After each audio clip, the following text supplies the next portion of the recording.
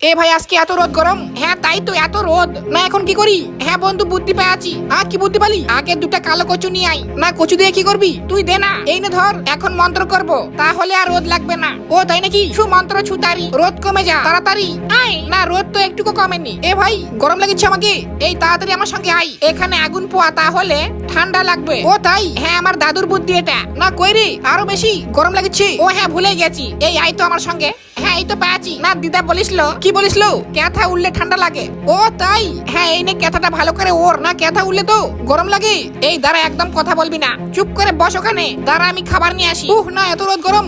এই নে কুটমা কুটু, এই নে খা বন্ধু। না এগুলা খাবো না, এগুলা খা তাহলে ঠান্ডা লাগবে। হ্যাঁ দে তো খাই, খুব গরম লাগছে। কি করবো, খেতেই হবে। ñam ñam ñam। ও সেই মিষ্টি। এই বন্ধু ঠান্ডা লাগিচ্ছে।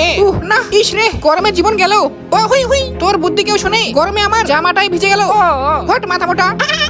ওরে বাবা, ও হুই হুই হুই, মাথা মোটার বেশি বুদ্ধি, আর জীবনটা বাঁচলো।